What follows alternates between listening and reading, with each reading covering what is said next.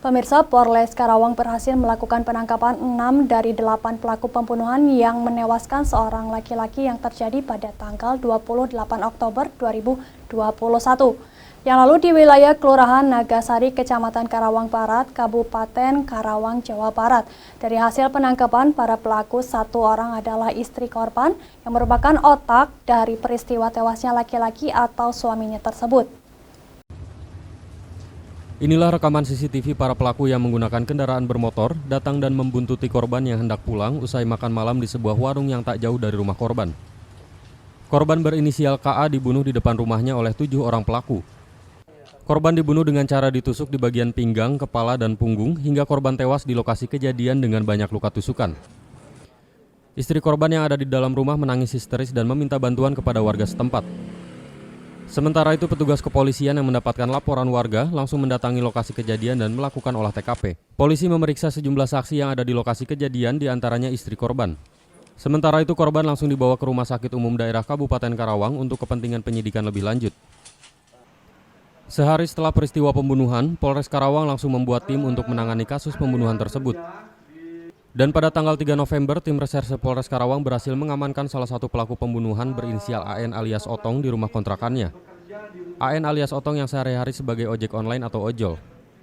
Tak lama petugas kembali berhasil mengamankan 6 pelaku lain dan salah satunya adalah istri korban.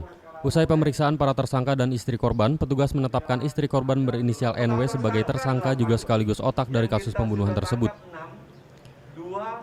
Tersangka istri korban menyuruh 7 orang pelaku untuk melakukan pembunuhan terhadap suaminya dengan imbalan sebesar 30 juta rupiah dengan 2 kali pembayaran dan tercantum dalam surat perjanjian di atas materai.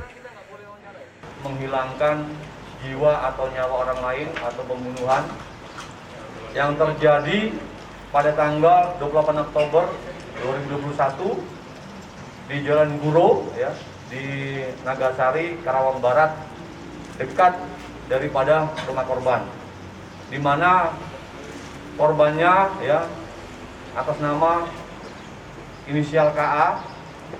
Pada malam itu kami mendapat laporan bahwa ada kejadian pembunuhan. Kemudian kami ke TKP, kami menemukan korban KA ini meninggal dunia dengan beberapa luka. Ya. Jadi ada luka bacok dan ada luka tusuk dari sini, ya, kemudian dari sini, dan bacok kepala dan ada tangan.